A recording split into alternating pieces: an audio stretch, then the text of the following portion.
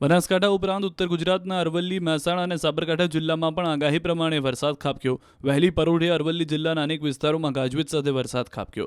અરવલ્લીના મોડાસા, ભિલોડા, માલપુર, મેઘરજમાં કડાકા ભડાકા સાથે કમોસમી વરસાદ પડ્યો. પવન સાથે ધીમી ધારે પડેલા વરસાદે જિલ્લાના ખેડૂતોની સવારથી જ જાણે કે ઊંઘ બગાડી. અરવલ્લી જિલ્લામાં ઉનાળુ પાકનું સારા પ્રમાણમાં વાવેતર થાય છે અને હાલ પાક લેવાનો સમય પણ ચાલી રહ્યો છે. અત્યારે પવન સાથે પડેલા વરસાદથી બાજરી, જુવાર સહિતના પાકને નુકસાન થવાની ચિંતા ખેડૂતોને સતાવી રહી છે. આ તરફ સાબરકાંઠા જિલ્લાના વાતાવરણમાં પણ પલટો જોવા મળ્યો. મોડી રાત્રે જિલ્લાના ખેડબ્રહ્મા, વિજયનગર, હિંમતનગર સહિતના અનેક વિસ્તારોમાં માવઠું થતા ખેડૂતોની ચિંતા વધી. જોકે વાતાવરણમાં આવેલા પલટાથી લોકોને અસહ્ય ગરમીથી રાહત પણ મળી. વરસાદે મહેસાણા જિલ્લાને પણ બાકી નથી રાખ્યો. મોડી રાત્રે મહેસાણાના અનેક વિસ્તારમાં વરસાદે જમાવટ કરી. વડનગર, વિજાપુર, વિસનગર તાલુકાના ગ્રામ્ય વિસ્તારમાં વરસાદે માજા મૂકી. વિજાપુરમાં 19 મિલીમીટર, જ્યારે વિસનગરમાં 2 અને વડનગરમાં 5 મિલીમીટર વરસાદ ખાબક્યો હતો. આગામી 8 મે સુધી ઉત્તર ગુજરાતમાં માવઠાની હવામાન વિભાગે આગાહી કરી છે, જેના કારણે ખેડૂતો કદાચ ખેતીમાં નુકસાન ભોગવવા માટે તૈયાર રહેવું પડશે.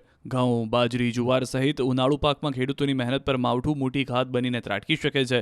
જોકે ગરમીમાંથી રાહત મળી છે, પરંતુ ખેડૂતોની ચિંતા ચોક્કસથી વધી છે.